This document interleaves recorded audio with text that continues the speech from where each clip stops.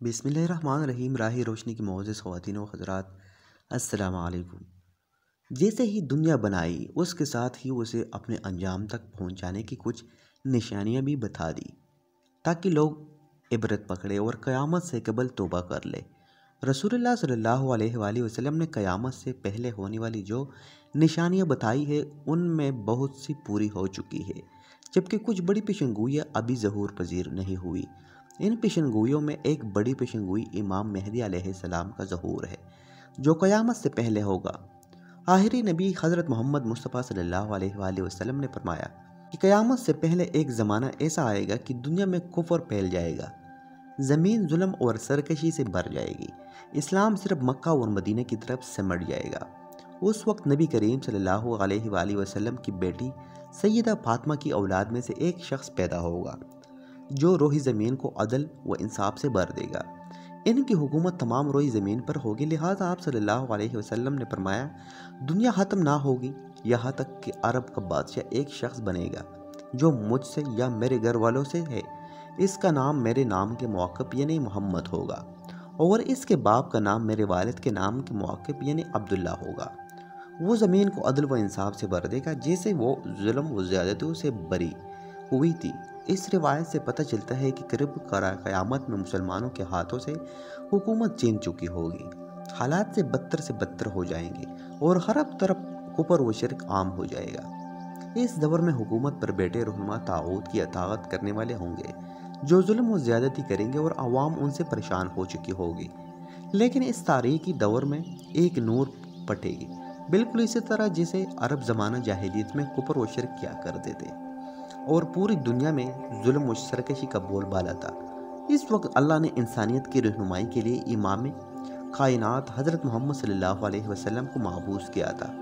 बिल्कुल इसी तरह कर्ब क़यामत के इन बदतरीन हालात में अल्लाह इमाम मेहदी अलैहिस्सलाम को महबूस फरमाएगा। लिहाजा हज़रत जाबिर बिन अब्दुल्ला से रिवायत है कि रसूलुल्लाह सल्लल्लाहु अलैहि वसल्लम ने फरमाया, वो वक्त करीब है जब इराक़ वालों के पास रुपये और गल्ला आने पर पाबंदी लगा दी जाएगी। आपसे पूछा गया कि ये पाबंदी किसकी जानिब से होगी, तो आपने फरमाया अजमियों की जानिब से। फिर कुछ देर खामोश रहने के बाद कहा कि वो वक्त करीब है कि जब अहले शाम पर भी ये पाबंदी लगा दी जाएगी। पूछा गया कि ये रुकावट किसकी जानिब से होगी, फरमाया अहले रोम की जानिब से। फिर आपने फरमाया कि मेरी उम्मत में एक खलीफा होगा जो लोगों को माल लब भर कर देगा और शुमार नहीं किया रहेगा। आपने फरमाया कि इस्लाम अपनी पहली हालत की तरफ लौटेगा जिस तरह की इब्तिदा मदीने से हुई थी, यहाँ तक कि ईमान सिर्फ मदीने में रह जाएगा। इस रिवायत से मालूम होता है कि इमाम मेहदी अलैहिस्सलाम के ज़हूर से कबल मुसलमानों की माली हालात भी बहुत ज़्यादा ख़राब हो चुकी होगी और लोगों की तरफ अहले इस्लाम को शदीद नुकसान पहुँचाया जाएगा, हत्ता कि लोग खाने के लिए मुहताज हो जाएंगे। इमाम मेहदी अलैहिस्सलाम का ज़हूर कैसे होगा, इसके मुतालिक मुस्तदरक लिल हाकिम के अंदर एक रिवायत मिलती है कि रसूलुल्लाह सल्लल्लाहु अलैहि वसल्लम ने फरमाया, ज़िलक़िदा के महीने में फ़वाइल के दरमियान में कशमकश और मुआहिदा शिकनी होगी, लिहाजा हाजियों को लुटाया जाएगा और मिनाल में जंग होगी। बहुत ज़्यादा कत्लेआम और खून खराबा होगा, यहाँ तक कि अकबर जमरा पर भी खून बह रहा होगा। नौबत यहाँ तक आएगी कि हरम वाला यानी इमाम मेहदी अलैहिस्सलाम वहाँ से चले जाएंगे और भागकर वो रुकन और मकाम इब्राहीम के दरमियान में आएंगे और इनके हाथ पर बैत की जाएगी। अगरचे इमाम मेहदी इसको पसंद नहीं करेंगे। बैत करने वालों की तादाद अहले बदर के बराबर होगी। इन बैत करने वालों में से ज़मीन व आसमान वाले खुश हो जाएंगे।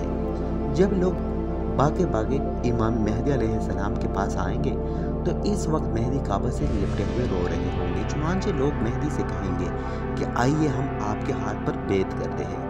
इमाम मेहदी कहेंगे कि अफसोस, तुम कितने ही मुआहिदों को तोड़ चुके हो और किस कदर खून हराबा कर चुके हो। इसके बाद ना चाहते हुए भी वो बैत करेंगे। फिर आपने फरमाया कि ए लोगों, जब तुम उन्हें पालो तो तुम इनके हाथ पर बैत कर लेना, क्योंकि वो दुनिया भर में मेहदी है और आसमान में भी मेहदी है। लिहाजा इमाम मेहदी ज़माना अलैहिस्सलाम को लोग इनकी निशानियों से पहचान लेंगे और इनके हाथों पर बैत करेंगे। आप उम्मत के रहनुमा साबित होंगे। दरअसल इमाम मेहदी अलैहिस्सलाम के ज़हूर से कबल ही कुछ निशानियाँ पूरी हो चुकी होंगी। جن میں دجال کا خروج، سورج کا مغرب سے طلوع ہونا، مشرق سے ایک عظیم آگ کا نکلنا ہے، جن کی پیشن گوئیاں حضرت محمد صلی اللہ علیہ وسلم نے حدیث میں کی ہے۔ لہٰذا ان نشانیوں کے پورے ہو جانے کے بعد مسلمان خود اس انتظار میں ہوں گے کہ اس امت کو نجات دلانے والا وہ رہنما قریب ہی آنے والا ہے۔ احادیث شریف میں امام محمد مہدی علیہ السلام کا حلیہ اور شبیہ تفصیل سے بیان ہوا ہے۔ لہٰذا حضرت ابو سعید خدری رضی اللہ تعالیٰ عنہ سے روایت ہے کہ رسول اللہ صلی اللہ علیہ وسلم نے فرمایا، مہدی میرے اولاد میں سے ہے، روشن کشادہ پیشانی اور اونچی ناک والے، وہ روئے زمین کو عدل و انصاف سے بھر دیں گے جس طرح وہ ظلم و ستم سے بری ہوئی تھی۔ وہ 7 برس تک زمین پر برسر اقتدار رہیں گے۔ ایک روایت میں آتا ہے کہ امام مہدی علیہ السلام کے چہرے مبارک کی رنگت عربی اور جسمانی ساخت اسرائیلی ہوگی۔ جب امام مہدی علیہ السلام کا ظہور ہوگا، اس وقت حضرت عیسیٰ علیہ السلام بھی آسمان سے نازل ہو چکے ہوں گے۔ حضرت عیسیٰ علیہ السلام اللہ کے برگزیدہ نبی تھے، جنہیں آپ کی زندگی میں ہی آسمان پر اٹھا لیا گیا تھا۔ ایک پیغمبر ہونے کے باوجود عیسیٰ علیہ السلام امام مہدی کے پیچھے نماز ادا کریں گے۔ لہٰذا روایتوں میں آتا ہے کہ صبح کی نماز کے وقت دمشق کی مسجد کے شرقی مینار پر عیسیٰ علیہ السلام نازل ہوں گے۔ وہ اس وقت دیکھیں گے کہ حضرت امام مہدی علیہ السلام نماز شروع کرنے والے ہیں۔ امام مہدی بھی محسوس کریں گے کہ عیسیٰ علیہ السلام کا نزول ہو چکا ہے، لہٰذا امام مہدی پیچھے ہٹیں گے تاکہ عیسیٰ علیہ السلام آگے آ کر امامت کروائے، لیکن حضرت عیسیٰ علیہ السلام انہیں آگے کر دیں گے اور امام مہدی کے پیچھے نماز پڑھیں گے۔ اس کے بعد حضرت امام مہدی علیہ حضرت عیسیٰ علیہ السلام کے ساتھ ایک لشکر سمیت روانہ ہوں گے اور دجال سے جنگ کریں گے اور اسے قتل کر دیں گے، اور اس کے بعد بیت المقدس کی فتح ہوگی۔ اہل تشیع عقیدہ کے مطابق امام مہدی علیہ السلام پیدا ہو چکے ہیں، اور آپ امام حسن بن علی عسکری کے بیٹے ہیں، جو امام علی اور حضرت فاطمہ کی اولاد میں سے تھے۔ نیز امام مہدی آپ غیبت پہ ہیں اور زندہ ہے، یعنی ان کی عمر حضرت خضر اور عیسیٰ علیہ السلام کی طرح بہت لمبی ہے، اور وہ قیامت کے نزدیک ظاہر ہوں گے۔ رسول اللہ نے فرمایا کہ مشرق کی طرف سے ایک قوم سیاہ ڈنڈوں کے ساتھ آئے گی اور لوگ مال کا مطالبہ کریں گے، لوگ ان کو مال نہیں دیں گے تو وہ لڑیں گے اور ان پر غالب آ جائیں گے۔